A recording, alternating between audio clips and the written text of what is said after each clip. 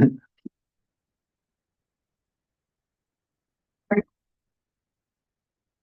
right, this is the City Sunbury Services Committee meeting for February 5th, 2025. Can I get a roll call, please?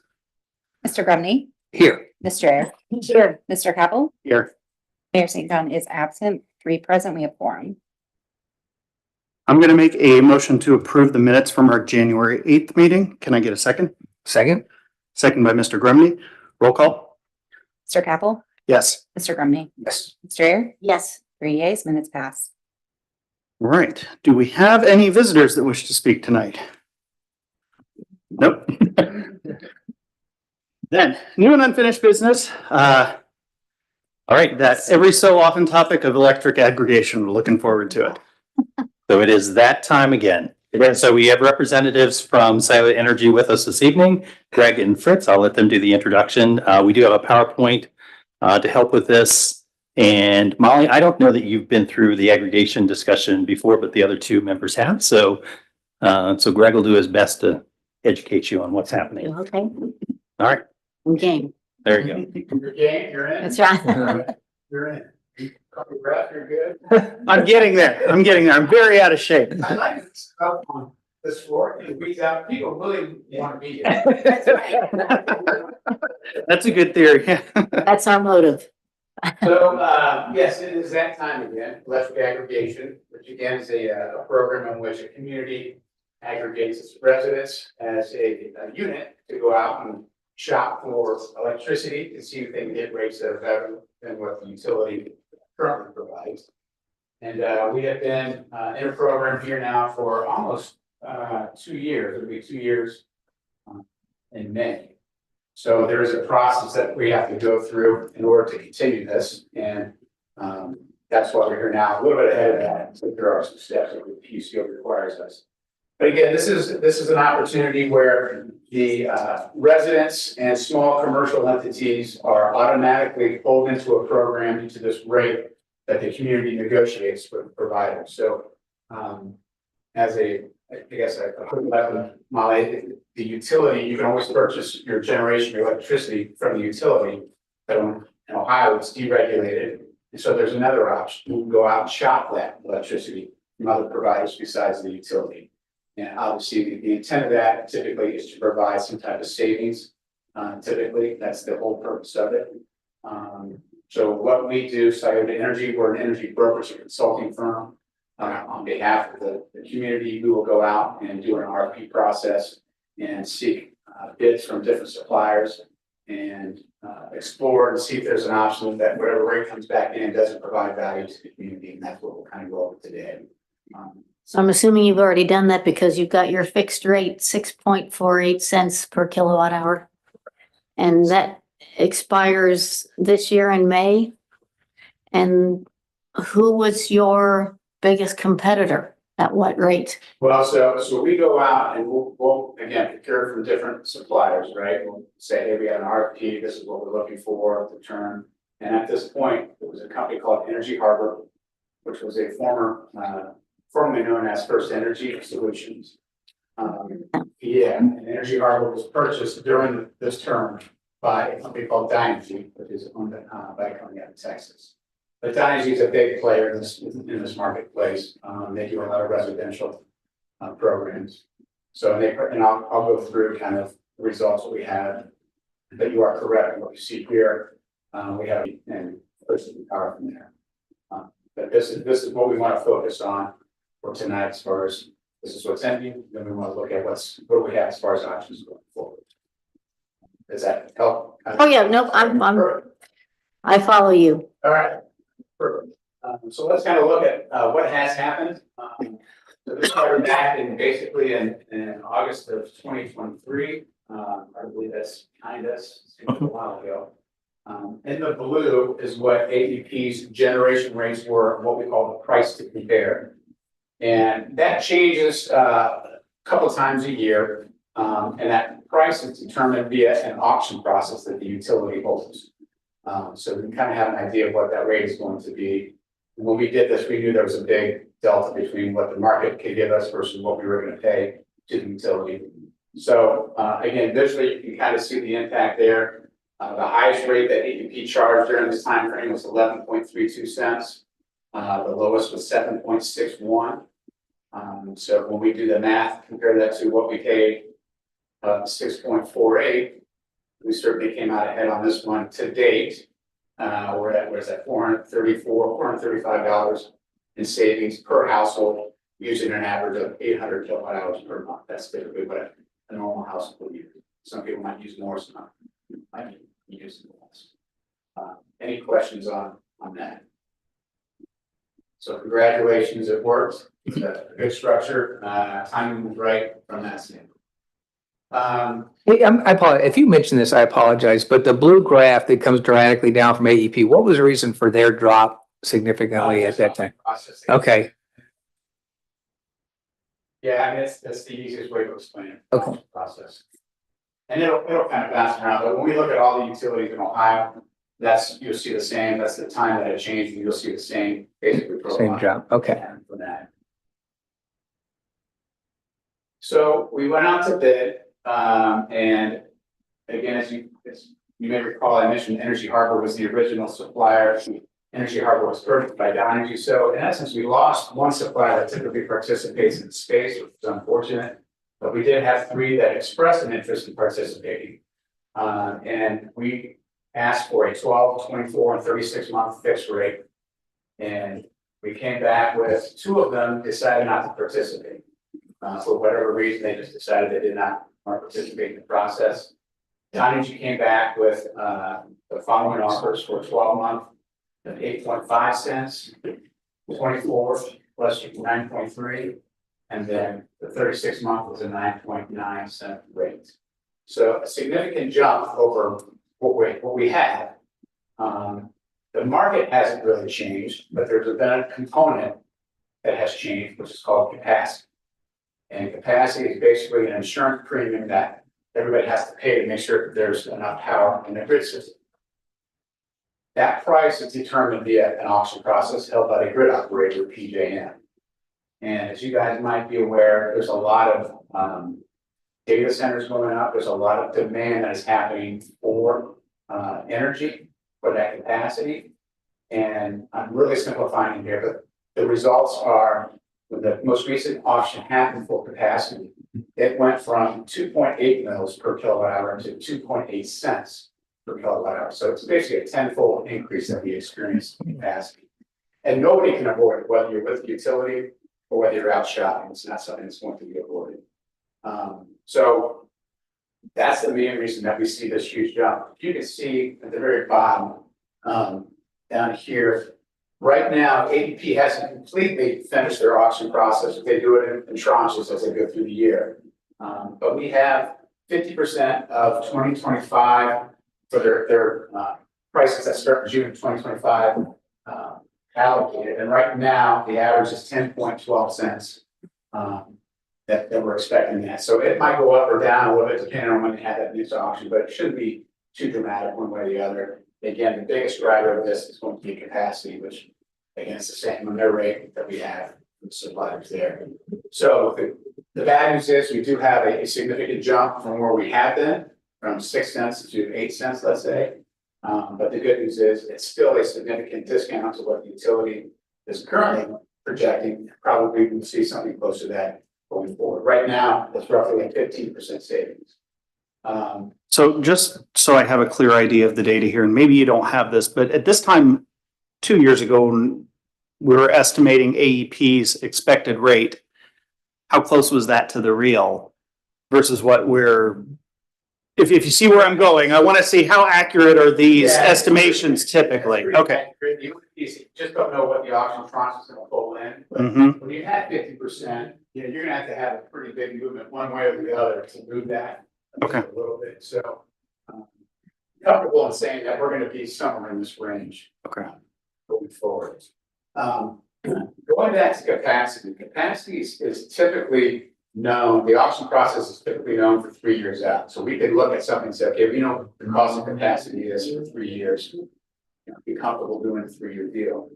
Currently, PJM, in its infinite wisdom, they've been having a lot of issues, and they've only been holding auctions for a year out. So while we know, and their plan here is June through May. So we know what the cost of capacity is going to be for June 2025 to May of 2026. So when we look at these offers here from the different suppliers, we know this is a supplier can say, I can pretty much throw a number out here and be comfortable that that's not going to move on me. It's not the guy taking the risk and giving you guys a fixed price. But what I don't know is what the capacity cost is going to be out here. There's a lot of hype again about demand, and a lot of hype about, energy being a big draw and therefore big demand. And when I looked at what I asked for, I said, I want to see what your estimated capacity to be for these 2 years, these two products. And the rate that came back was higher than what we have here. So that means they're willing to let you lock into capacity at a fixed rate, but they've added so much to a premium so to cover their tail in case it does go through the roof. And based on the feedback that we're getting from PJM, that they're making some changes, that the next auction, in our opinion, it's going to be less or on par or less than what we have right now for this planning year. So in talking with Daryl, my recommendation was don't do a 2 or 3 year deal. Let's just do a 12-month because I don't want you guys to be paying a premium. That's unnecessary. It'll be known here probably for the next 6 months. And when we do a 12-month deal, we'll just be back on it. But we'll be back in here sooner than you think. So looking at something farther out. So our recommendation again is a 12-month structure, which will still give us value. Let's just say 10% minimum, 50% maximum. We're still coming out ahead for the community. And then we'll be back in to start looking at some other options once we know what those capacity auctions look like moving forward. Let me stop there. Any questions? We are with who right now? This, one of the problems with services like yours is that being a resident, you have to keep checking, and we get notices all the time. Join our electric group. We will people come to your door and they have paperwork. Yeah, right. And they will say, we can beat the rate. We have to keep checking as a resident all the time who our electric's with. And quite frankly, it's just easier to go with AEP. You trust the name. It's in the ballpark somewhere, but you don't have to keep checking your bill and you don't have to worry about if you're being scammed or changing. Is there any way that you can do a 2 year so that people feel a little more solid? You could do a 2 year. You could certainly, that's something that could be offered. That's kind of, if that's something you guys really want to explore, we can certainly do it. How often do you change your rates? I know if we go with the 1 year, we would change it at 1 year, but then we have to let all the residents know, hey, this is going to change and you might have a new name by then. And quite frankly, I don't think I've heard of Scioto Energy. Yeah, well, just to be clear, we're a brokerage firm, so we don't own any electricity. We work with the guys that own the electricity and on your behalf to help filter through who is the best one to work with, who is reputable. We're the middle. You're the consultant to help Right, us. yep, and I get it. Yeah. That's what I mean. I still have never, I'm sorry. That's right, that's fine. And yeah, I totally get that there's comfort in knowing that, sticking with the utility and not making a change, and that's that what we ask of these suppliers and require in the agreement is that anybody can go back to the utility at any point in time. There's no early termination fee. If there's a point in time that they feel more comfortable going back or just for whatever reason, they can do that without any, the supplier, whoever we select, in this case, it would be Dynegy. They can't do anything about it. So in essence, you are kind of acting on their behalf, but you're not locking them into something that they have no control over. They can still do it. They can still do whatever they want. They're automatically included, Mhm. but they opt out. Yes. They have the opt-out power, No, yeah. Mhm. But you still don't know when, I guess just in my opinion, getting these letters in the mail, you still don't know if this is a legit thing unless you call the city Mhm. and say, are we all on board here? Is this what the city's gonna do? Yeah. Now, is Consolidated a competitor of yours? Oh, Yeah. no, it's a co-op and municipalities, they're not deregulated. You don't have an option. You stay with the co-op. Yeah, so this will just impact anybody that's served by AEP. Gotcha. Yeah, good question. if I'm not mistaken, like when I get the bill, it still says AEP on it, and they'll just have the supplier broken down. There'll be almost like half, a page split in half, where it says AEP, and then here's the supplier. So the nice thing is, it still says AEP, so people recognize that, and it'll say who the city is going with. But yeah, as Damon said, you know, you're opted in and you can opt out, or you put in automatically, you can opt out. So, and when I go to pay my bill, I still go into AEP Mhm. and I pay as though I would. Right, exactly. So that's nice. But I guess two questions I have is, I'm assuming that's their best and final offer, correct? That's, there's no negotiation. At the time, that we had everything back. So, Right, right. Yes, at that time. At that time. Okay. And then is there, I don't know when a decision has to be made, but obviously before the May, but is there any chance, and since we only had one person, one company come back, is there a chance to rebid? Or is that time passed? It's like, well, we got one. Let's see if we can get them to come back in. I mean, after the deadline passed, this is the one we got, you know, we reached back out to those companies to say, was there, you know, we want to make sure we're not overlooking something. Or Yeah. we didn't, you know, are you going to participate? And they both said we decided not to participate. Okay.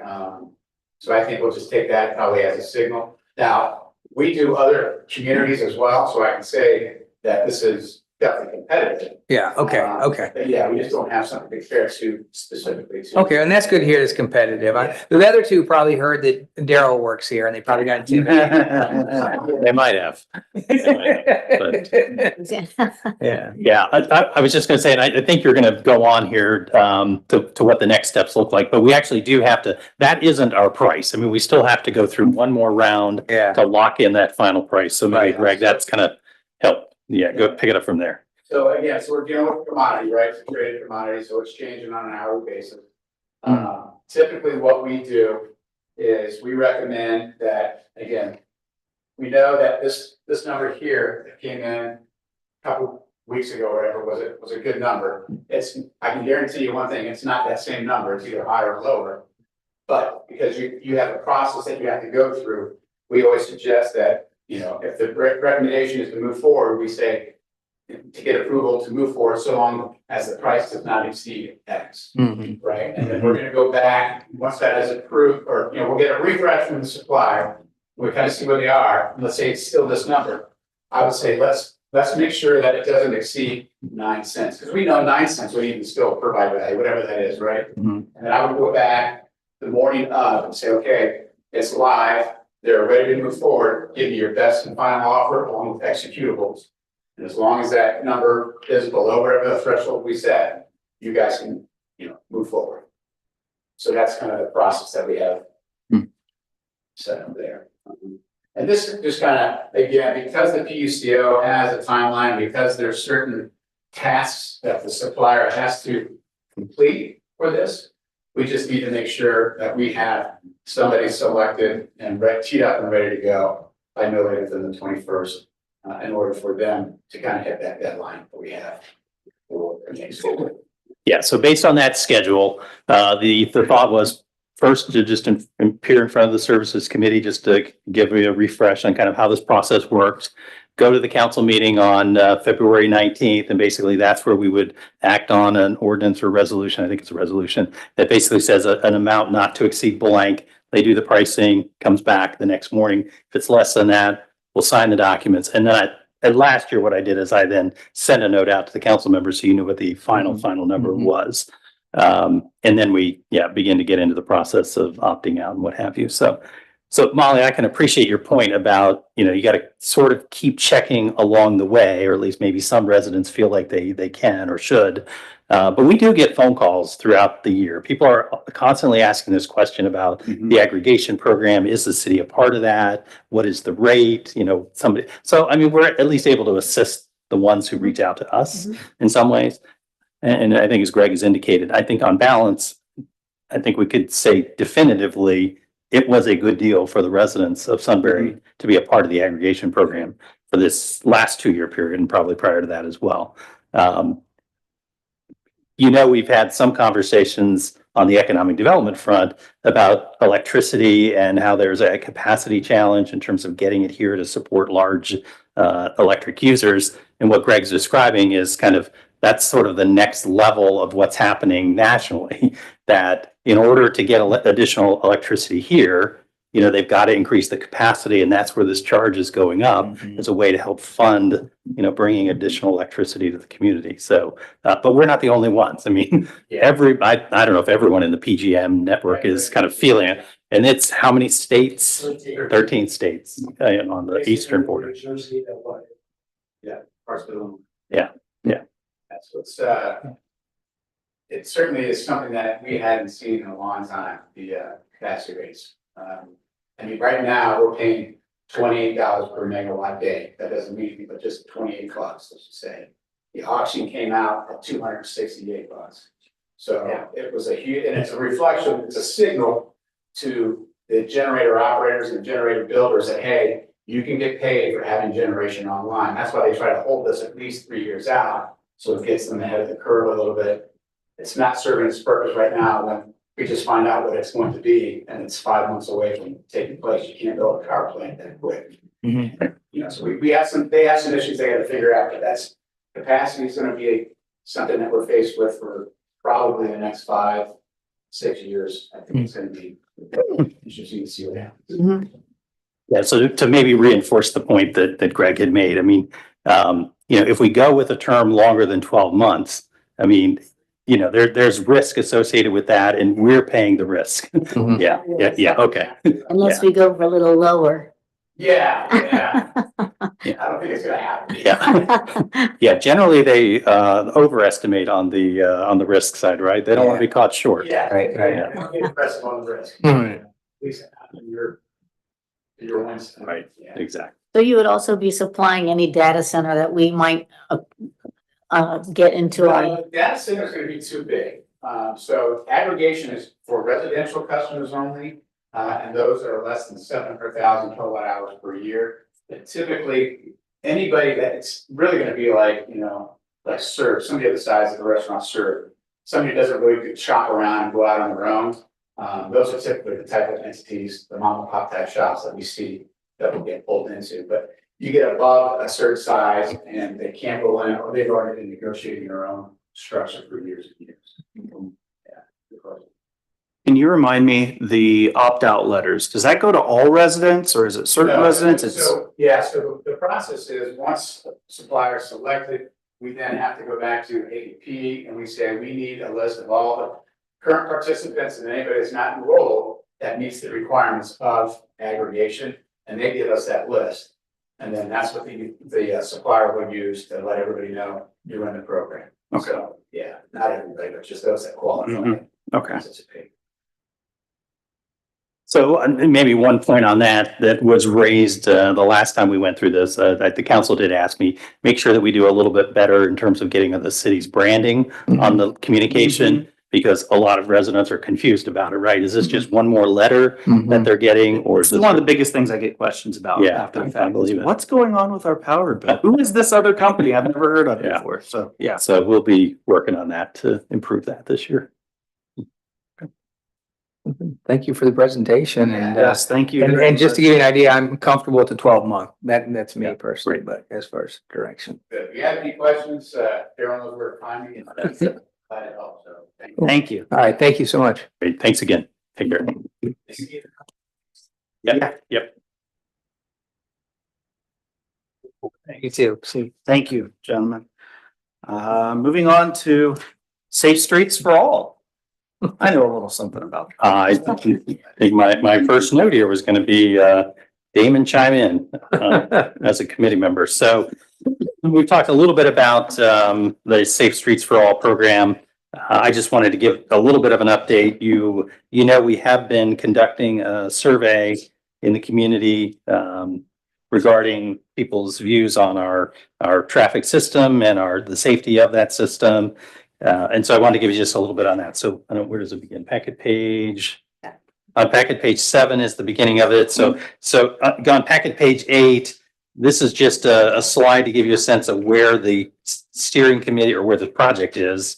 So we're, I don't know, 40% of the way through this project. As a reminder, there'll be a final report presented at the end of this calendar year that will incorporate not only kind of the results of this survey, but other public engagement activities and other research that's been done and other data collection efforts. So just a reminder, we're again roughly halfway through. We do have a steering committee that's helping to support the contractor who's doing the work for us. So on the next page, just the beginning of the survey results. So 119 responses have been received to date.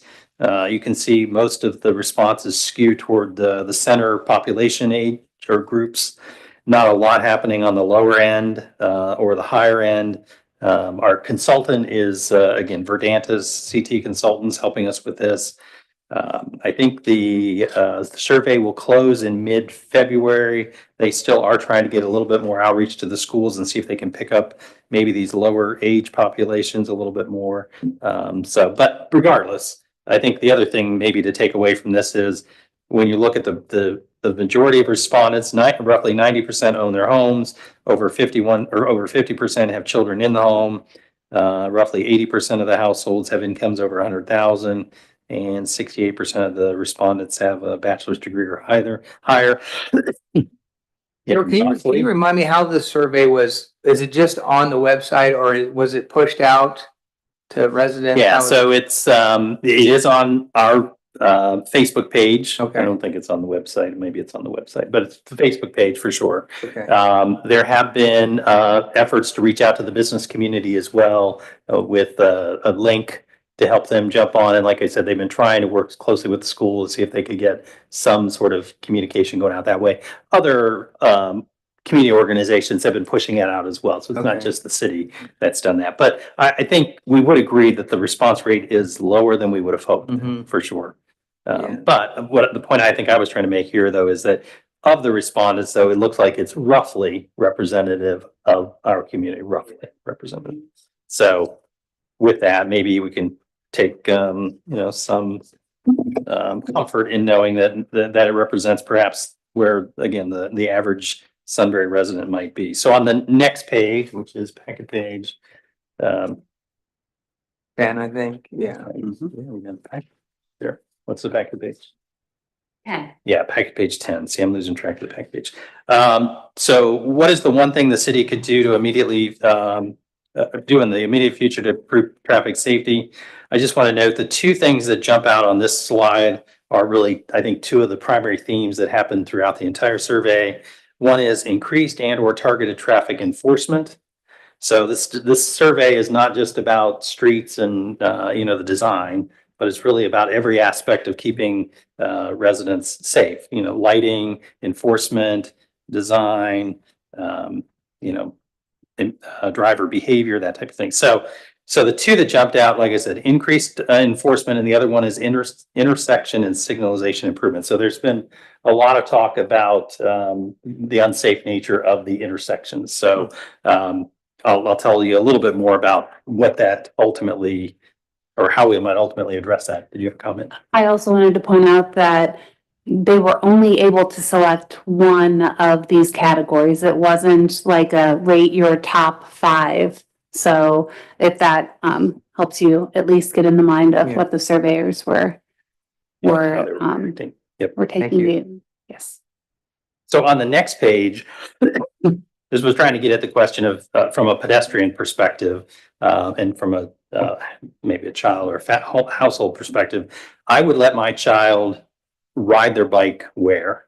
And the important point I think to point out here, there's only one response, and that was over 3.29. So roughly the midpoint is 3. 3 you can think of as a neutral response. So just a little over sort of that neutral response said that they would feel safe letting their kid ride a bike to a friend's house and nowhere else in the city. You can't go to a park, you can't go to a store, you can't go to the school and feel, at least parents wouldn't feel comfortable about allowing their child to ride a bike there. So I think that's also some telling information for us. On the next page, what are your concerns as it relates to the transportation network layout? So again, here's back to that unsafe intersections, which, here you could pick as many options as you wanted to. But I think that one jumps out as the clear winner. The next roughly the next two, they seem to contradict each other. So I'm not really sure how to take that. On the one hand, they said it's too easy to speed because of the design, and the other ones say the roads are too narrow. So again, they Mhm. somewhat contradict each other. So maybe they net each other out. But again, unsafe intersections seems to be a prevailing comment. The next slide, what are your biggest concerns as it relates to the behaviors of drivers? So 3 of these are probably worth noting. People feel like other drivers are distracted. A lot of them are speeding, and a lot of them are running through red lights or stoplights. So that may be one of those issues that people just feel like it's an unsafe intersection. Unsafe because of the behavior of the driver, not necessarily, lighting or some other issue there. So and so those are the key highlights I want to kind of point out as it relates to the survey. The next thing to just touch on briefly, observation locations. So on packet page 16, one of the things the steering committee has been looking at is, where are the sort of these key intersections or roadway sections where either through crash data, public input, or maybe even the steering committee response has said, please look at these, these roadways or these intersections. There's a lot happening in this area. So while maybe all the crash data doesn't necessarily suggest this is a troubled spot, input from others have suggested it's a place to look. So I say all of that to say, essentially, the observations done by the contractor were at Domigan and Carter's Corner, at Miller Drive and Cherry, at State Route 3 and 61, and then that segment of the roadway just north where the roadway starts to bend. That was another area of observation.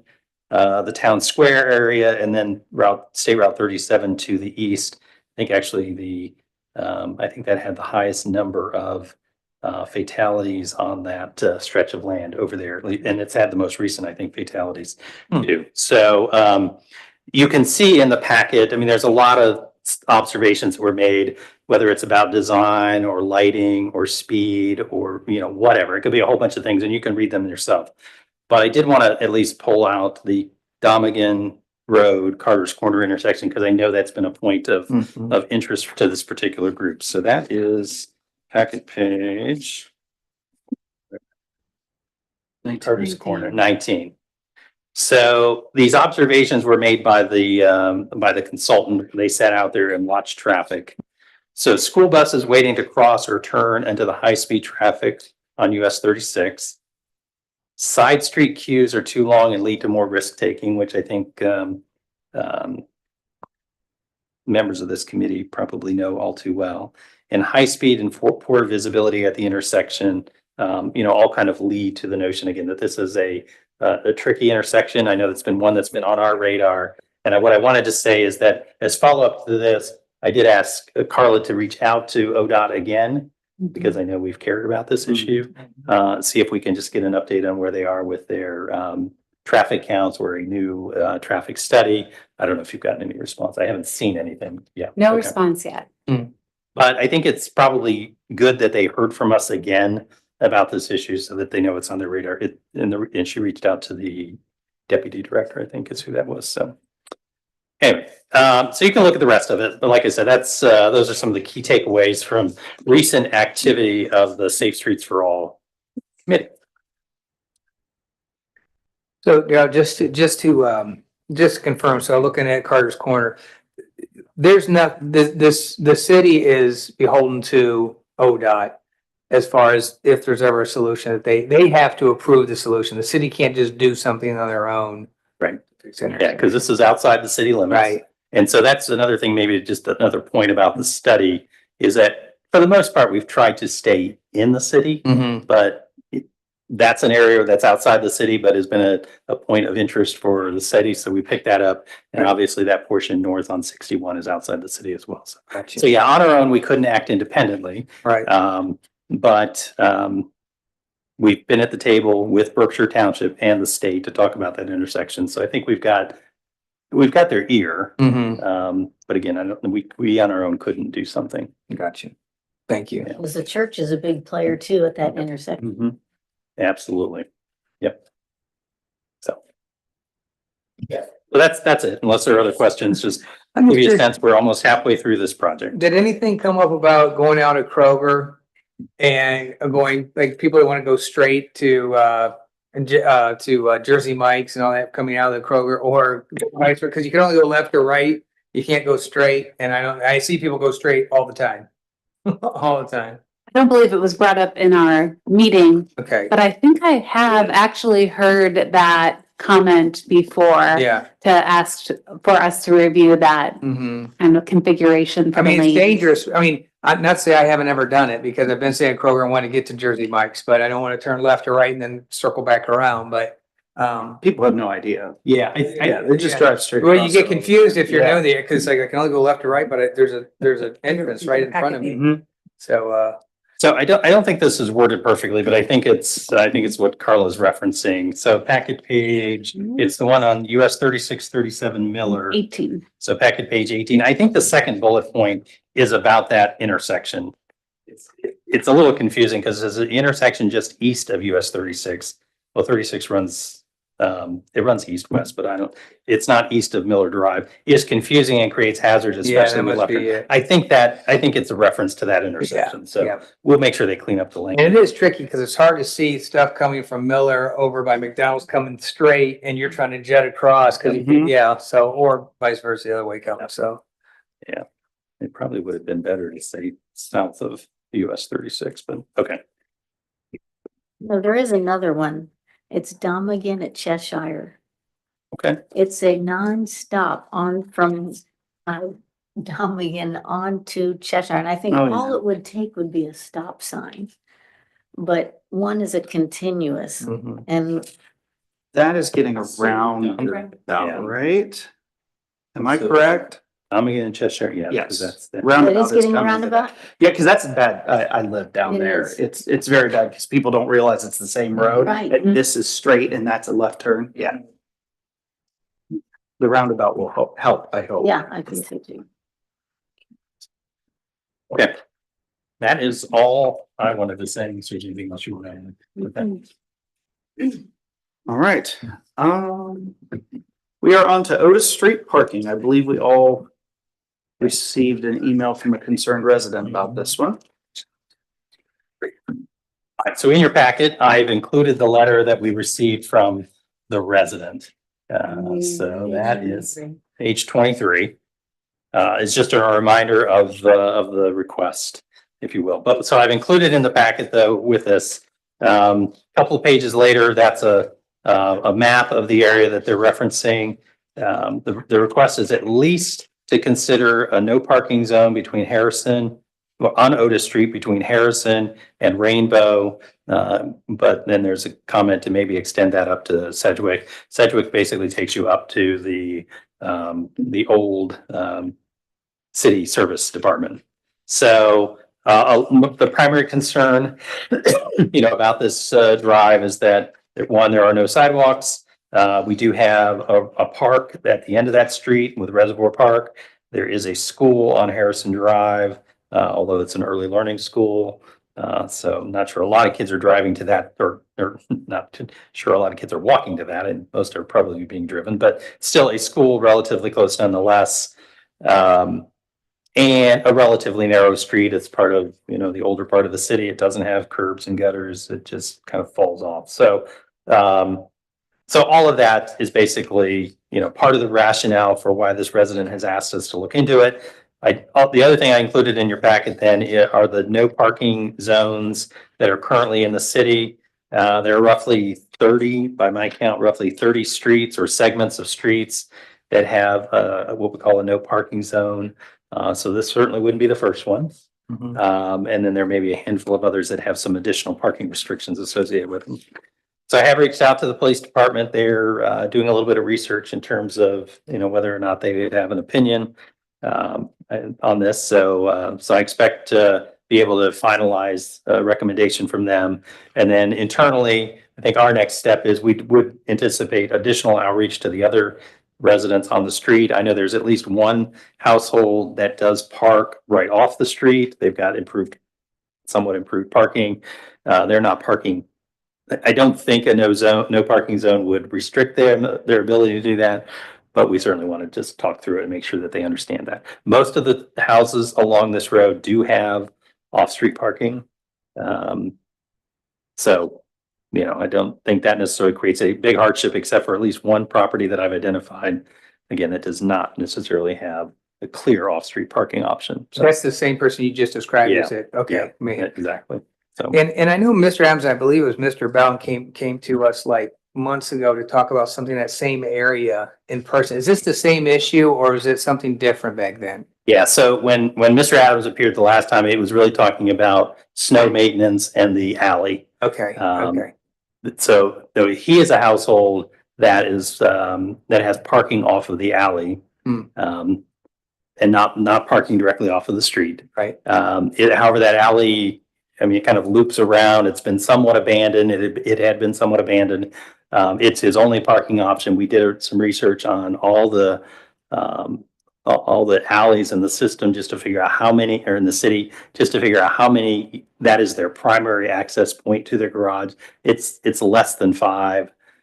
So what we did is we did make some improvements to the alley for him, and we have made a commitment under, you know, when there's a really heavy snowfall, Mhm. that the service department will, Got it won't be the first, you know, road they're going to approach, but they will go there and salt it and try to do a little bit of plowing work. It's a gravel drive, so that's a little tricky, but Yeah. you know, he appreciated that. He and his neighbor, there was one other neighbor that Yeah. had kind of a similar experience, Right. similar access. They appreciate the city has made that commitment. We've not had to use it necessarily in terms of snow removal, but we have done the driveway improvement or the alley improvement. And so for this request, the city's doing its research, but it is something, do we think it's something that's possible? I guess, is this request within a reasonable? Cause Yeah, I mean, anything that has to do with yeah. safety, if we're able to accommodate would be great. Yeah. Yeah, Yeah, that's the reason I think to show that there are 30 streets where this has happened. It wouldn't be the only one Right. we've done it on. right, Yeah, safety is a challenge. There are no sidewalks in this area. So right. yeah, there are some compelling reasons to perhaps add this. We do have a few other segments of street in the same area that already have no parking zone. So it wouldn't be the first one in this neighborhood. Okay, either. So, awesome. Thank you. All right.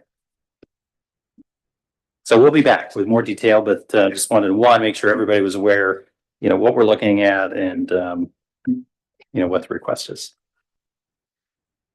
All right. Can I Other, Can I add one? sure. Over here in front of Bewee, from about 2:45, let's say 10 till 3 until, I'm not sure, but cars park on 3, waiting to pull in to pick up their children. And it causes a big backup and people will weasel their way through the line to get past the traffic.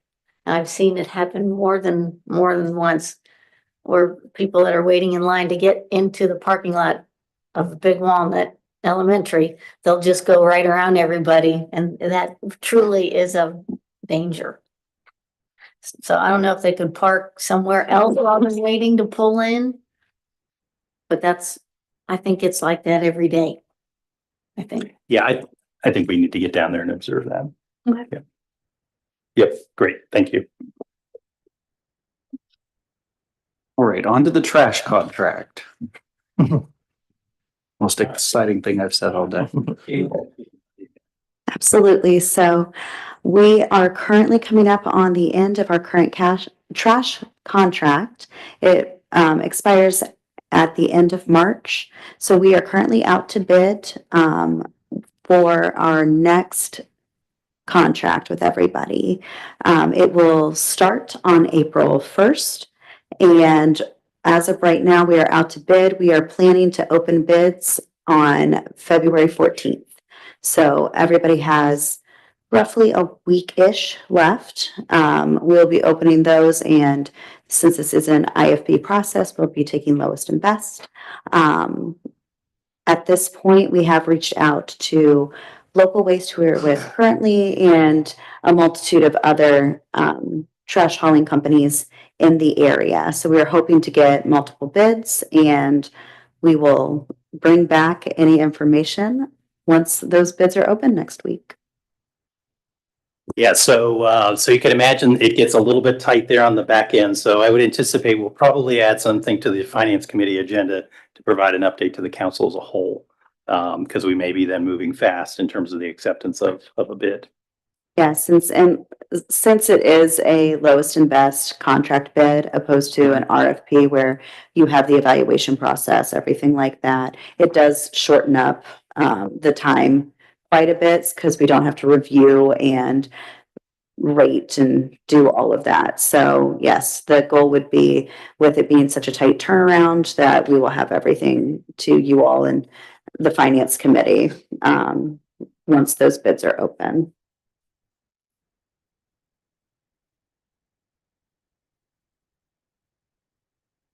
Water treatment.